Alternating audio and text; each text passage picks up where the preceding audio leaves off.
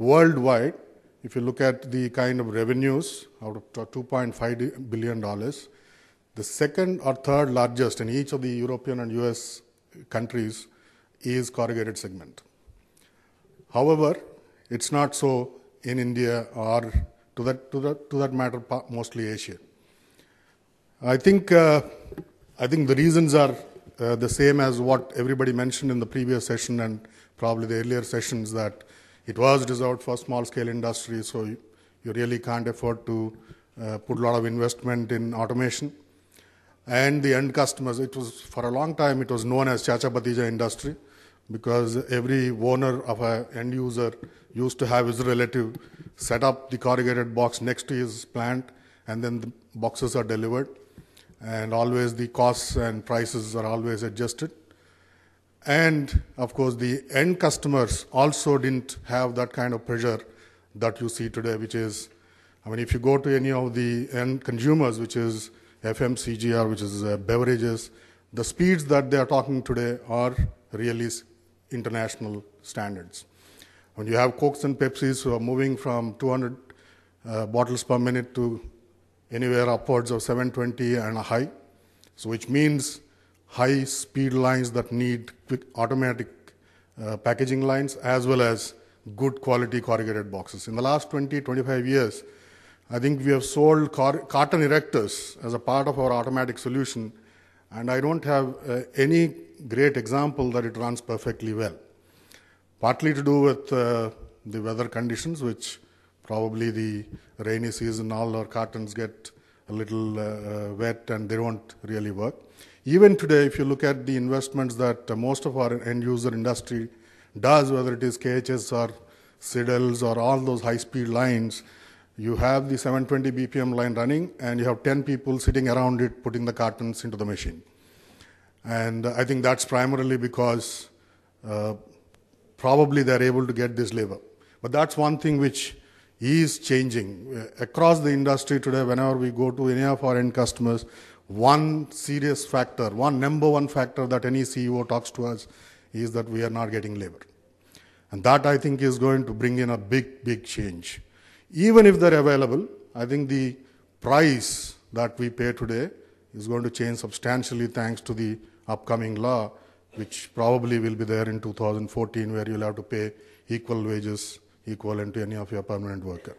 So which means that cost is no longer, that's not a differentiating factor that I can pay 50 rupees to a labor and then you can keep your overheads low and manpower costs low. That's not going to happen. So this is something which is driving automation across, and I see this changing the corrugated industry too. And we are seeing this happening, and we are seeing the automation in corrugated industry changing at least in the last 1 or 2 years. Of course, thanks to a lot of new investments happening in the automatic flexo folder gluers or lots of new systems that have come in. In one of the slides I saw 250 automatic lines and all of them producing boxes at much higher speeds than it was earlier. So just to, I'll cover briefly on the end of the line solutions. Here, we virtually cater to all the segments. Our key, of course, was metals. Corrugated still will need to get in. As for the reasons which I mentioned, I am sure in the next 3 years when if I happen to come and talk to you, corrugated will definitely be there in the second or third there, because the size of the industry is so large, or the solutions that are available from Signode for the corrugated industry are as many. These are the segments that the corrugated boxes are going to, and as I mentioned, the big change here is the automation. Big change here is the productivity. Big change here, of course, is driven by retail and other factors. And also, I think we are seeing a change in terms of palletization happening. It is no longer that you put the boxes just into the truck and then they're unloaded. For the same reasons of non-availability of labor and for the reasons of truck turnaround times being looked at by the supply chain groups in each of the company, I think the palletization is moving up. And there are also companies today that operate in the country, including us, who work on the recyclability of various materials, including pallets. and you can bring back those pallets and work faster. I mean, we have companies like CHEP, NEFABs, or the Signodes that are there who will bring back the pallets or standardized pallets that keep moving.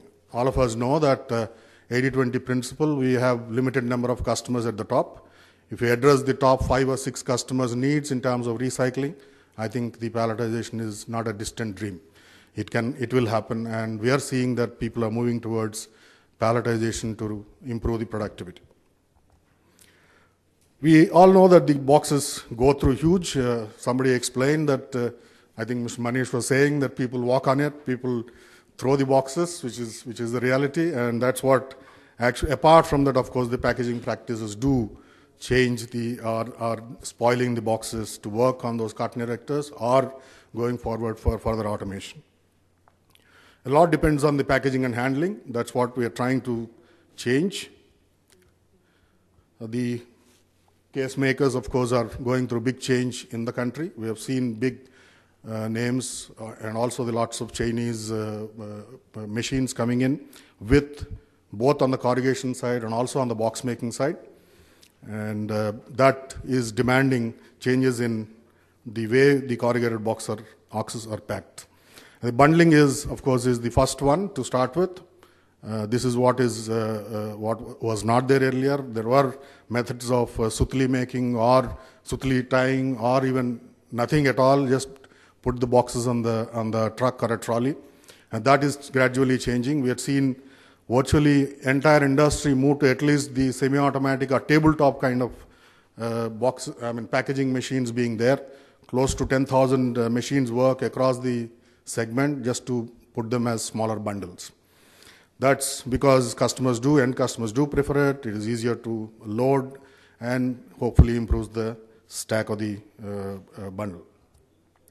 However, I think one of the key things that didn't change is the way that the strap is applied. Most of the time it is across the flute that people strap it, leading to a pack which is like this, which doesn't keep the end flaps flat, and also damaging the flutes at the end, as you see in the picture there. And that, of course, the top and bottom, at least those two, definitely won't work in any of those automatic systems. And if it is a display carton, and obviously it also has the dent when you actually put it on the display. So that's what is also getting changed. We have been promoting the inline bundler to put the strap in the direction of the flute, in the direction of the glue, so that the pack is much better and it doesn't damage the ends of the corrugated boxes or the bundle. And we have seen people investing with high speed. For example, Mr. Manish himself was the first one to introduce this in the country on his lines, automatic lines, and hope he's satisfied with that. He's saying, okay, right. Right. So that's something which I think is changing. This also, of course, thanks to the most expensive factor which he rightly mentioned, is being made in the semi-automatic version too, that in the lines when you bring the bundles, you turn them and then put the strap on the standard machines which are available probably at a lower cost but at a lower speed. So this is one big change that we have been trying to promote, especially with those who have got the automatic systems.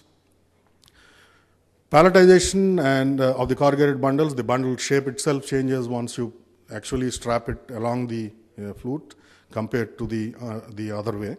And that's something which will probably improve the performance of these packs.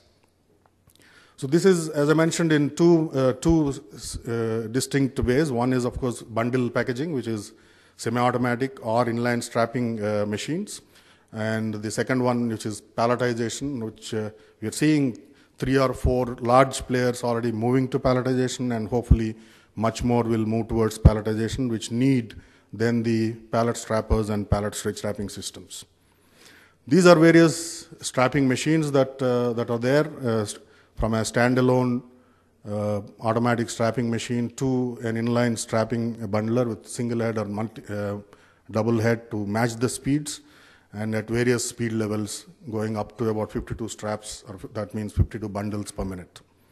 which is probably the maximum that is required by any of the corrugated box making machines. These are some of the other installations of the similar kind of machines that you see. And on the palletization side, we have the full range of wrapping machines which are there, which use the pre-stretched film or the sensor stretch, or the machines themselves stretching the films to about 300. And with compression, the palletization is done, which is quite common. And all these machines today are capable of talking to the software that most of the corrugators are, I mean, if they're employing any software of MES, which is manufacturing softwares that you have, and can automatically adjust based on your setup changes that you do. And all of them give the feedback or act as per the MES directions. So there are some more which we say as ECU, which is widely used in Europe, US, Gulf, where the speeds are pretty high and palletization is done. Some more, they are available at various ranges, smallest bundle to the biggest bundle, and with compressions of going up to 2.5 tons without damaging the carton. And some more varieties of the vertical strapping machines for the pallet strappers, whether it is monocartons or corrugated boxes. And Octopus, which again the speeds have gone up thanks to the outputs of corrugated boxes and the pallets. We have seen number of pallets going up to 60. So the wrapping machines which are used on these lines are today capable of going up to 132 pallets per hour with a twin shuttle, that's a ring type stretch wrapping machines, and you can wrap the 132 pallets online. Some more of the machines, and the integrated systems, of course, include the palletizer, automatic palletizers, the ITW Diagraph, all-electric labeling machines or printing machines, using the strapping, wrapping, and complete solutions, including the label applicators on the pallets. I don't have to repeat the palletized shipments benefits, and this is one thing which we are trying to bring in with the help of the associations like these, various from the box manufacturing, handling and transport. In between you have the packaging, best practices that we try to bring in to ensure that the corrugated industry needs are fulfilled, and then at the end customer side too the needs are fulfilled, that their automation works better with your corrugated.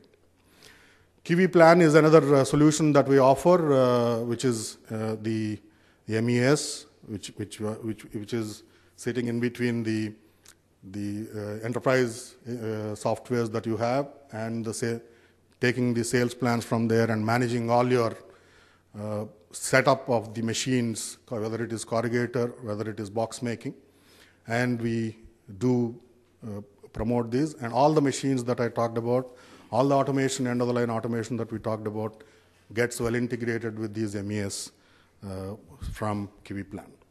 So these are the typical things. I mean, elsewhere in the world, the sheet making is different and the box making is different. In our country, mostly they are integrated, they are together. So you rarely see palletized shipments of sheets from one place to another, unless the scale goes up and people actually are moving towards making more, bulk sheets and then moving to a box maker. Hopefully the retail grows big and then the volumes grow big and the paper industry supports and the industry moves towards sheet making and then moving to the box making.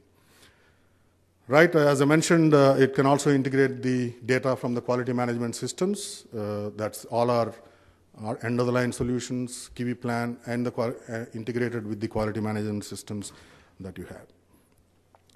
Thank you very much. That's what we tend to offer. I see a good potential of corrugated industry. I see changes happening pretty rapidly, driven by the end users, driven by the labor changes that are happening, and driven by the Gen Y who's managing this industry today. And I'm sure the veterans like Mr. S.S. Raju and all are giving the reins to the youngsters who live in the automatic world today, and they don't like to waste their time on unnecessary things and look forward to higher productivity and higher automation levels, right? Thank you and wish you all a profitable growth.